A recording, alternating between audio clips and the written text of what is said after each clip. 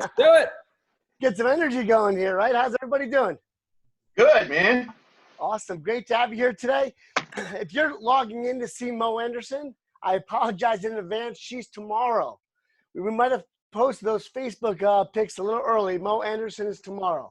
So all you have is me today with some ideas on what's going on in the market and some things you might want to pay attention to. So again, just a lead in for the week. We have Mo Anderson tomorrow, Matt Teeter on Thursday. Thanks, Lou Panaccio. Alex, that hurts. That cut me deeply, deeply. We have Matt Teeter on Thursday, and then we have Ben Kinney on Friday. And Ben Kinney is going to be talking about his podcast that he just did the other day on what's going on in this market and strategies you can enlist. In order to join that call, Ben is asking that you listen to his podcast and rate it before the call. So I'm sure you guys would love to be part of the Ben Kinney call. I've already been on there. I've already listened to it. I rated him, and he asks that you also put a little, in the review, a little note to where you do business, where you're from. So thank you, Emily. Emily posted that too. So go listen to the podcast, about 28 minutes long. And then go there, rate his podcast, and make a reference. You know, my comment was, "Hey Ben, you nailed it. Loved your perspective here in New York, New Jersey, and Connecticut." So make a point to copy that podcast. It's a great podcast. Chad Himes is the host. Ben Kinney is the guest. Definitely worth 28 minutes of your life for the next 3 days. So again, Mo Anderson, Matt Teeter, Ben Kinney. How's that lineup sound for the next couple of days? Who's in? Cool. Quick update on stats. Matt Robinson, I like the thumbs up. A quick update on stats, and I'm sorry, I've only got GSMLS handy. I'm working on some of the other MLSs, still trying to figure out what's going on in New York with that MLS. But just to give you an idea of the Jersey side, this is interesting stuff. Let me see how this, without cut and paste. So I'm going to try to see if I can paste this in the chat box. Let's see how that would work. Look at that. It actually worked. No, it didn't work. It doesn't quite cut properly. But I looked at two things. I looked at what happened in March, and I looked at the first week of April. So just talk about closed units for a second. And I'm just going to use units. Closed units, March was down 13%. So far this month, the first week of the month, and the first week of the month, closed units in all of GSMLS is down by 53%. 53%. Under contract units for March was down by 9.2%. For the first week of April, we're down by 59.6%. 59.6. Listing units for the month of March, we were down 27.8. So far, first week of April, we're down 77.10. 77.10. Thoughts, comments, concerns? It's where we are, right? It's where we are. And again, the reason I'm sharing these things is when I'm looking at listings and under contracts, that tells us if we're not doing something productive, we're going to feel that come June, July, and August. So keep in mind, these numbers are short term. They're a glimpse of where we stand today. They're short term. Things already started looking up in the last 24 hours. You might have noticed that the stock market took a bump yesterday. I have not looked at it yet today. Sean, I'm sure you've looked at it 72 times today. Is it up? Paul, it's up. So there's some signs that some of the numbers may be plateauing as far as the number of people infected. So as we're watching that, that gives us some positive hope on the path we're getting. Again, to say that in spite of what we're dealing with, these are just numbers. These numbers we're paying attention to. So obviously, the more those numbers plateau and even start coming down, the more the stock market will show some signs of life, and the more we'll start seeing some signs of life. So again, despite these short-term numbers, we know that people will still need to buy and people will still need to sell, especially during this and as we come out of it. So there's three things I want to talk about today. I want to talk about, first of all, the objections. What objections are you hearing? What objections are you getting out there? So think in your head if you've got some objections you want to talk about. I want to first talk about objections and what we can do to overcome some of those objections. I want to talk about opportunities. In any market, no matter how good the market is or how bad the market is, there's always opportunities. And I'm going to share with you a couple of opportunities that I'm looking at. And third, strategies. What are some things you can do to be successful no matter what's going on in the market? Does that sound like a pretty good game plan, those three topics? Cool. So what are you hearing from sellers? What's happening with sellers? Yesterday on the call with James Shaw, he got into, coming from a common sense perspective, asking great questions. I saw a few people saying, oh, they like to role play in that. What are you hearing from sellers? What kind of objections are you getting? Anything we could talk about, giving you scripts to help you overcome?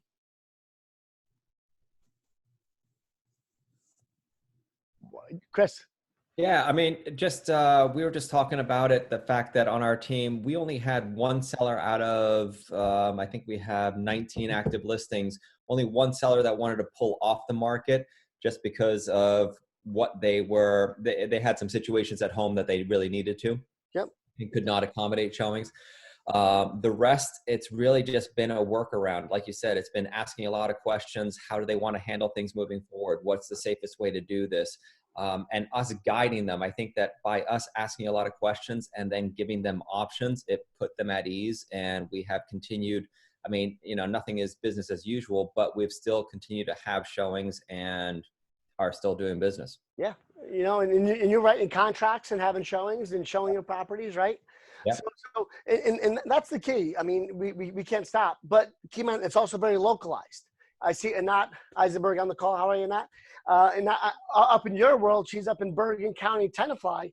Things are considerably more intense where you are because you've got a much higher percentage of infected people up there, a much higher number of infected people.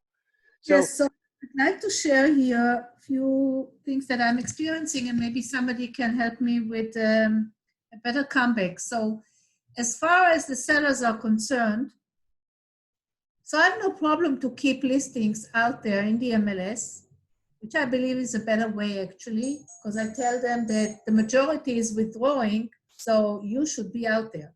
So that is not a problem, but the problem is really to get them to reduce the price. They're all under the notion that our regular trend, where we get a high percentage of people from Manhattan, part of our large chunk of buyers, this whole process will accelerate the move to the suburb, which we all agree. However, my comeback is, yes, it will accelerate, and then they think, oh, the prices should stay the same. Maybe we should increase the price and all that nonsense. So, but then my comeback is, okay, those buyers need to have a down payment, at least a 10% down payment, not to mention maybe 20, okay? Some of these buyers have lost money in the stock exchange. Some of the buyers need to materialize a property in Manhattan where the real estate will go down. So don't just look at this narrow vision where the suburb paradise is being offered here. Now you realize how wonderful it is to live here. But these people will face an issue. And somehow I still cannot overcome the objection to touch the prices. So that's on the seller side. On the buyer side, when I keep on talking to them and say, this is your phenomenal window to purchase, because sellers will be more negotiable. Maybe they even don't reduce officially in the MLS, but in their mindset, if we give them offers, they will seriously consider offers that they were not willing to consider before. This is the time to do so. They always come back and say, but it did not reach the bottom. This is not the time. So my comeback is, look, think about the stock market. Those savvy investors, they always want to buy at the lowest price point possibly. So every time they question themselves, did we buy at the lowest? Is it going to go further down? And then they want to sell at the highest. Did it reach the highest point? Is it the right time to? So all these people that cannot make a decision and to commit at some point, this is the time to buy, this is the time to sell. These are the same people that cannot bring themselves, this is the time to buy. Right. Well, let's spend a few minutes talking about price there now. So first of all, when is the bottom? What is the bottom? What's going to happen in the next few months? Anyone knows? What I do know is right now is a great time to be a buyer. And for the homes that are out there, I have a hard time with the seller talking about raising the price. When we see, when we see under contracts are down by 62%, you know, and closings are down by 53%. That's typically not a market for a seller to have a whole lot of negotiating power. That's typically not a market that's going to lead to increase in prices. But for a seller that needs to sell right now and a buyer that needs to buy, this could be a good opportunity for those two people. For the seller that may take less than what they want to get, but they're trading up, I know that trade up market, you're going to get an even better deal on than you are in the market you're in. So in our market, let's just say, if you're selling for 600, you'll probably do okay on the sale. But if you're buying for 900, you're going to make out very good on that purchase. So for the trade up buyer, I think right now in the middle of this shift is a good time to be a trade up buyer. For a buyer straight up, great time to be. And for that seller, I would say, hey, you know, right now you may be considering having a depreciating asset right now. In the short term, thank you. And in the short term, you know, real estate is probably a little bit soft.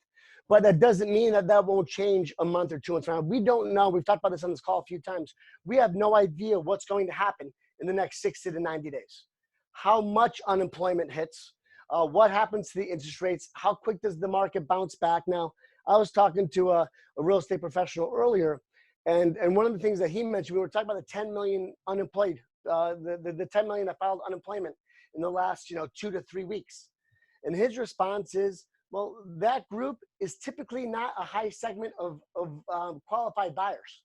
You know, a lot of those people in the 10 million are a lot of people that work in a huge part of the restaurant industry, travel, tourism, the event centers, the sporting venues. And typically that segment of people out there don't represent a large number of buyers. They're primarily a renting market. So we don't know exactly what happens to the unemployment. So we can't see what's going to happen in the next 60 to 90 days or how long we'll be in that shift. So I think right now, the reason I'm looking at these numbers each week as we go, and we can probably put some pricing in here too, is just to be able to give us numbers to talk about with the sellers. So again, if I've got a seller that says, oh, we should increase the price because these people are moving. Well, statistically, it's hard to increase the price when the under contracts have dropped by 60%. The under contracts are a representation of the demand that we're having. So let's look at seeing what we can do to get a qualified buyer to put an offer on your home and less worried about, raising the price at this time. Does that make sense? Michael, it's not that I'm facing strong pressure to increase. I'm just getting a comeback when I say reduce. They come back and say, well, listen, not only that the prices will stay, maybe even go higher, because we would be flooded. This whole notion, the whole Manhattan is going to come to us, in fact, even more. Usually we also compete with Westchester and Long Island, Manhattan buyers. Now, even more so, will really single us because... But statistically in a shift, Mr. Seller, statistically in a shift, it's 3 to 5 years. 3 to 5 years before we truly see that. So you're right. You're accurate. The question you have to ask yourself is, how long do you want to bet on that? Are you willing to stay in this current home for 3 to 5 years? Because that might be how long it takes for you to see that. My comeback is very simple.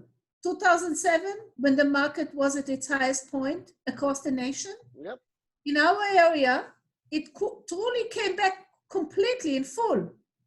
2017, 10 years later. That's my comeback. You want to wait not 10 years, you want to wait 5 years? I mean, the notion that it will come back as quickly, taking into consideration that people actually literally lost money, lost in the stock market. The affluent ones that had spare money and put in the stock market, lost it. If it did not wipe out completely, they lost a significant. And the ones that own in the city, their property came down. So that is really my comeback. That's my struggle with the sellers, okay? But then aside from the seller... I need to move on. We've only got a half hour to 40 minutes, so I just want to keep moving on and get a bunch of different examples. Anyone else have any examples of some buyers and sellers that, or Rich or Sean, things that you're hearing from agents that you think are worth talking about, bringing up? Now again, I'm looking at buyers, sellers, brand X, and attorneys. So again, buyers, sellers, brand X, and attorneys, because we're kind of dealing with challenges from all 4 of those categories. Anything else you guys are hearing from any of those four categories, Rich? Yeah, my biggest objection right now with the agents is do we list now or do we wait, right? And a lot of the objections have been days on the market, which I think is irrelevant for this market right now. Yeah, But that's been one of the biggest objections that I've been hearing from the agents is, do we list and have it out there and not have a lot of results to explain to our sellers every week, or do we wait to come on when we're out of the gate a little bit more? Right. And I think that's a great question that we're hearing quite a bit of. And that's why I liked James talking yesterday about common sense and asking good questions. So what are some of the questions we can ask that the seller or the buyer that wants to wait? The seller, well, what would be your reason for waiting? Why would waiting be important to you? What concerns you about selling the home in this market? So you've got to uncover some of the hidden objections there in order to see, which makes sense. Now, here's the one thing we do know. While the under contracts are down by 62%, it still means 38% of what we had last year wrote offers. So those people that are out there shopping right now are very serious buyers. If they're out there doing it, it means they have a need, which means, 77% less listings taken. The supply is much lower than the demand, right? So again, 77%, but only 62% less under contract. So we've actually got more people looking than homes that are refusing to list, so to speak. Does that make sense, that concept? Because under contracts is down by a lower number, the supply-demand ratio is actually in the seller's favor in that situation. So Mr. Seller, if you really need to sell and you're okay doing it in this market, this could be a great time for you to get top dollar, because the buyers that are out there that are serious buyers that are shopping may just possibly pay you more than expected in this market because you've got less competition that you're competing with. Does that make sense? I see Bill Chevalier. Buyer issue right now is I do have buyers who need to buy, but inventory is still low. Without a doubt, inventory is still low, which is why it's good to still encourage people that are comfortable listing to still keep listing. I have sellers who just don't want people in their home. And again, that's where we get into the virtual tours, the virtual open houses, the virtual showings. Because here's the thing, if you have a bunch of people that look at it online and a buyer raises their hand and says, I'm willing to write an offer as long as I can physically get into the house, and you can even write an offer contingent upon viewing the house, then Mr. Seller, would you be okay letting one buyer in the home if they've seen the video, they've been pre-approved, and they are interested in writing an offer? Yeah, and that's the challenge, Katrina. They don't even want photographers in their home. So again, here's the challenge. If you can't get someone in the home to take photos and to do videos, then you're probably not going to be operating in fiduciary capacity of the seller, because the odds of you getting any activity with a home with no photos and no videos is probably pretty slim. So if you can't get some type of photo and video person in there, then the seller may just want to wait, and that's okay. That's okay. Yeah, well, that's what I'm just telling them to wait, because I mean, if they don't want anybody in their house, I'm not going to tell them, oh, we can make it safe. If they don't feel safe having people in their house, I'm not going to argue with them on that, And that's where comes the common sense side. The common sense side of asking the questions, understanding what their concern is. Again, 88% of people say the photos are the most important part of the listing. So if we at least can't get photos done, we're going to turn off 88% of the buyers. So, there might be a time for that person just to sit back and wait. Well, are you guys hearing anything from attorneys? Attorneys are getting in our way quite a bit right now. I don't know if you guys have noticed that. Sometimes attorneys don't like some of these addendums that have been created. I had someone say an attorney won't let a seller sign the new New Jersey Realtor one on the hold harmless. So again, are you guys seeing anything from attorneys? Any challenges from attorneys there? Yeah. So again, just be cognizant. Attorneys should, if attorney's going to say no to something, then my question for them would be, what we need to change in this document in order to have you feel comfortable with your client accepting it. Maybe it's a word. Some attorneys didn't like to. Yeah, Josie, without a doubt, we have a new addendum out there. I'll make sure you guys have it. It's a little bit less threatening than the original seller and buyer addendum. It's more of a two-party acknowledgement that's a little broader. So we'll make sure we get you the newest one that we just launched in the last 24 to 48 hours. That's a little bit softer than the one addendum. So we'll make sure you have the most accurate documents. The newest one, the hold harmless and general release, where a seller and a buyer both sign it, is a lot easier than the original addendum we created 2 weeks ago. If the buyer, seller, prospect does not want to conduct business, build your relationship. I love that, Luis. That's the one point I'm pushing to my agents. This is the time to build your relationship. I've gotten a couple of calls today from Keller Williams people. Check it in. How you doing? It's funny. I'm hearing the caring call script coming out quite a bit right now. Ian, to answer your question, New Jersey, we have the New Jersey Realtor one. We adopted something similar to that in Connecticut and New York because they don't have that addendum up there. So it's the same one that we're using here is what they're using up there. So, but yeah, going back to Luis Sanchez's comment, this is a great time to foster and build relationships because as we talked about yesterday, when we come out of this is when people want to buy and sell, they're going to do business with the people that spend some time right now building a relationship with them. Make sense? Any questions on buyers, sellers, attorney? Well, what's going on with Brand X? Are we having some fun with some other agents? Are you finding have you found any other brokers say they don't want to sign the newest New Jersey Realtor form for those of us in New Jersey? Are you seeing any pushback on that? Hold on. So again, just kind of keep that out there. That could definitely be a challenge out there. Let's talk about some opportunities. Michael, I didn't hear you. Can you repeat what you just said? I was just wondering if some Brand X agents have pushed back on signing the new New Jersey Realtor form. Yeah, So, seriously, pushed back. Yeah, so in that situation, I would have to get your broker involved because that's a New Jersey state form. So I get it when brokers push back on our form when we were the only one using it. But now this is a form adopted by the New Jersey Realtor Association. If another agent is pushing back on that, then I would suggest you get me, Bev, Sally involved to give their broker a call. Okay, the form you're going to send now is a generic form applicable to everybody? No. The form I'm referencing or not, the New Jersey Realtor Association sent it out over the weekend. You should have the newest New Jersey Realtor form. Check with your market center. Your OP, your team leader should have it. So check with your market center. What is it all about? It's called the newest New Jersey Realtor Showing Acknowledgement form. So Emily, if you have access, can you post that in the chat, Em? I don't know if you can in this chat. Emily will post it in the chat and not so you can download it, but check with your broker and your team leader on it. I post it, but Annette, if you could just send me your email in the chat, then I'll send it over to you via email. Hey, guys, I'll hop in. It's Eileen. I'm the team leader. There you go. It's on your email as of about an hour ago. Okay. It's in your email, Annette. But it's a different one than what we have in our market. I would ask I'll talk to you offline. Annette, if you can follow up with Eileen on that after the call, I'd appreciate it so we don't take the time here to do that.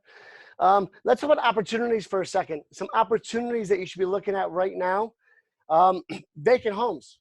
If you have a vacant home, now is a great time to showcase that as easy show because it's a little bit less risky to show a vacant home. What I'm also hearing is some folks furnishing them and making them available as short-term rentals. Right now, there's some people looking to leave the city even for 2 or 3 months just until some of this blows over.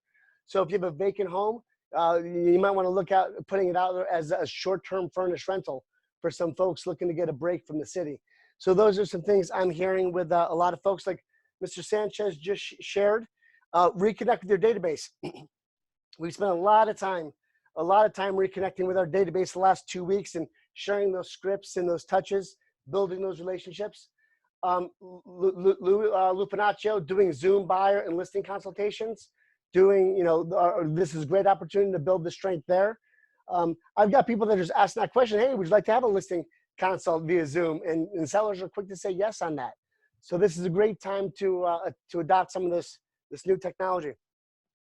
So another opportunity right now is to sharpen the saw. This is a great time to build a rockstar database. This is a great time to learn DocuSign, to plug DocuSign into Command. Now would be a time to take advantage of those opportunities. Last part of this is some strategies. some strategies. Josie, just connect via social media or even video text. People have a need to see other people right now, without a doubt. And I also hear that when you're calling your database and leaving a voicemail, people are getting a high return call rate on those voicemails because they're happy to be talking to different people and seeing different people. So this is a great time to adopt video to some degree of your communication strategies. So to talk about strategies for a second, I want you to give some thought this week to 2 big goals that you might have for April. I would ask you to look at 2 big goals to April. One of them being a business goal. What would you like to get accomplished, you know, in your real estate role in order to feel like you're knocking it out of the park? You know, what would you have to do this month? Maybe it's a number of contacts, maybe it's a number of relationships, maybe it's a number of future appointments or listings. So set a business goal. That way, come the end of April, you can actually measure yourself against the goal and see how you've done here. And then also set a personal goal. What's something you can accomplish personally? And this is what I said to my leadership team this morning. Well, what's something you have to accomplish personally to ensure you don't go batshit crazy over the next 30 days? So what's that thing that you can do that the end of the next 30 days you are in a good place? Because you have to balance business with personal, especially this month. You know, James Shaw mentioned yesterday that we've been going on adrenaline. You know, now the next 2 weeks we have to find some normalness in this environment. So how productive is your work environment at home? Are you set up in a dining room in the middle of your home? Do you have a private office? Do you have a door? Do you have kids? How is the expectation around kids in the home workplace? So all some things to pay attention to as you're trying to create a productive environment for yourself. Valerie King, I love that. Use the 7 pillars of life would be a great place to decide what areas of your life you can work on improving. The 7 pillars of life. So again, if you would like a copy of that, throw your email into the chat and we'll get you a copy of that. Bill Chevalier, I always love your humor.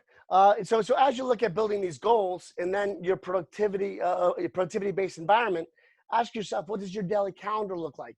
You know, what time do you wake up? Do you work out? Do you shower? Do you dress for work? You know, do you time block? Just because you're working from home, you want to still keep some degree of normal going on. Without a doubt, Phyllis Taylor, using the energy plan. So hey, Valerie, there's some names, throwing some email addresses in the chat box. But it could be a great way for you to build your database if you want to send them over the 7 pillars. And if not, we'll take a copy of them. We'll make sure we get them out to you.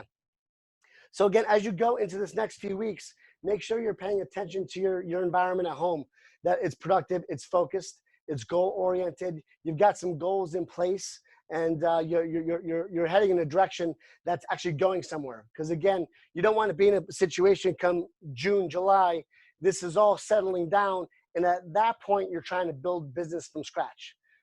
There you go, spiritual, health, job, business, financial, recreation, relationships, and environment.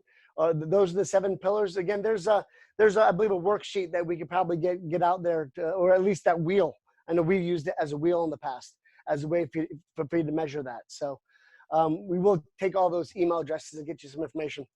So again, pay attention to your environment. Just because you're home doesn't mean you don't have to be goal-oriented, you know, and strategize, and time block, and plan. Still take the time to do that. These 2 o'clock calls, and today was designed to be a somewhat short one, are there to kind of keep you engaged. We've got, thank you, Valerie King, appreciate that. We've got some great speakers the next couple of days. Again, Mo Anderson, Matt Teeter, Ben Kinney. We've got coming into next week, Emily, we've got Jason Abrams coming up. We've got Matt Green coming up. Gene Rivers, Jake Geiner, Matt Green in 2 weeks. So Mark King. If you haven't signed up for Bold, look at the new Bold pivot. Look at the new Bold pivot. If you're in any one of my 4 market centers, again, we're reimbursing you that on your next transaction. On your next transaction, we're going to reimburse you for that. So we'll get some information out to you in the next couple of days how we're going to do that. But I would strongly encourage you to get plugged into the Bold pivot. It looks like a lot of value that's going to be thrown at you in order to keep you plugged in and keeping the right activity going on. Rich, Sean, Luis, I don't know if Allie's on this. Anything you guys are seeing that you want to share with folks? I was gonna chime in anyway. I just want to say, like, we all have to keep our mindset correct because there's opportunity out there and people are not paying attention to it. I sincerely appreciate the leadership that we have in our organization because I kind of feed off of that. And I'm on the phone with people trying to recruit and they're saying they're not getting any of this stuff. So I'm inviting them to some of the stuff we have. I'm engaging in conversations that are different than they were before. I mean, you know, this is where the real opportunities we don't see immediately, but they pan out over time. I believe that with all my heart.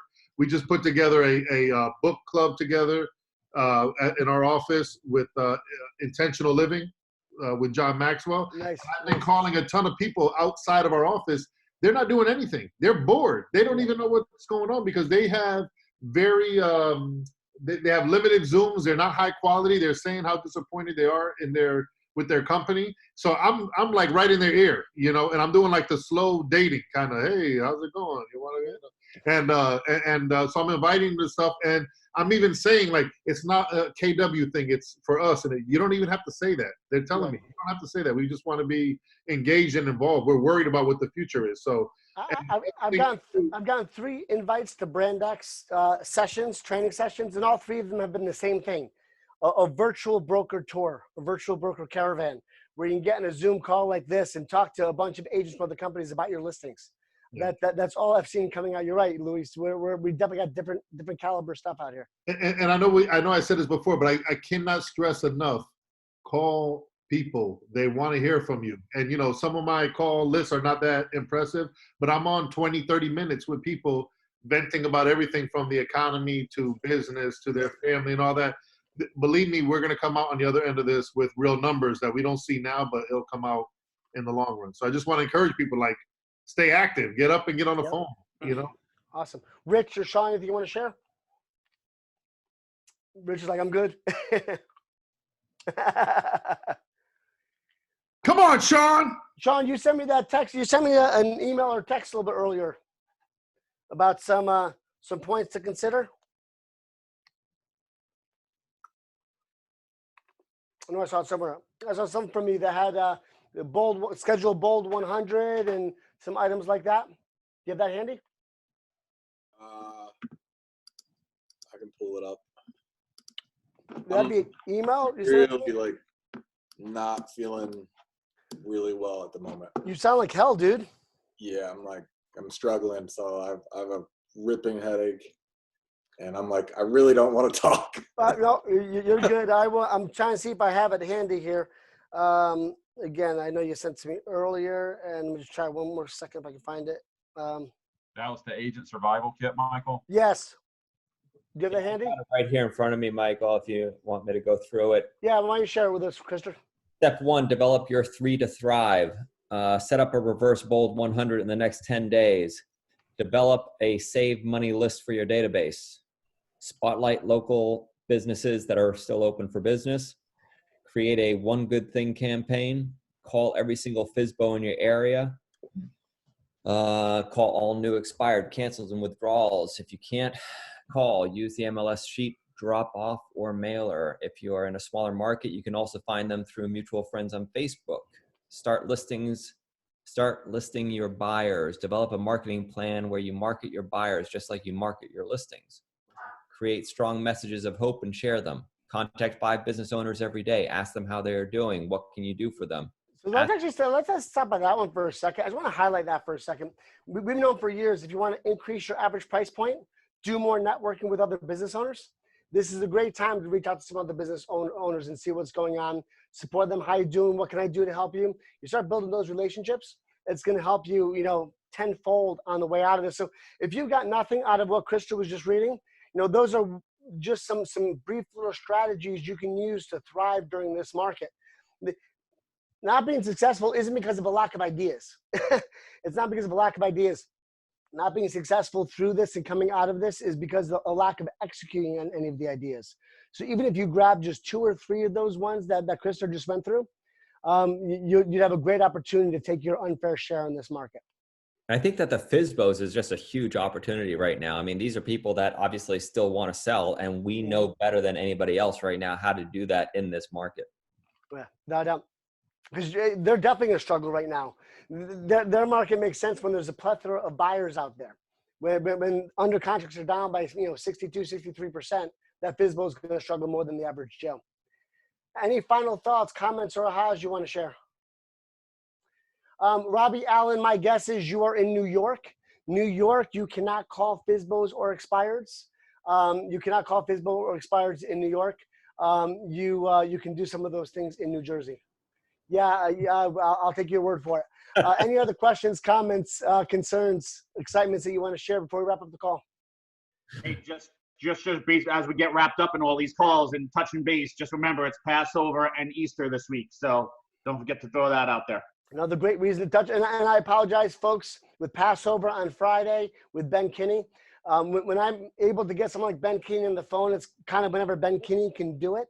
So that's not to disrespect any other religion. It's just to try to add some of these people to our calendar when we can. So Mo Anderson tomorrow, Matt Teeter Thursday, Ben Kinney Friday. If you want to come to the Ben Kinney thing, you've got to watch listen to the podcast and rate it beforehand. And again, make sure you're on the link a few minutes before 2 o'clock because we expect those sessions to probably close out because of the quality people we have. Erica just made a quick comment about rentals. Without a doubt, check the local municipality on short-term rentals. They may have restrictions against them. Thank you, Erica. All right, guys, thanks so much for being here. Have a great rest of your day. We'll see you tomorrow, 2 o'clock sharp with Mo Anderson. Have a good one.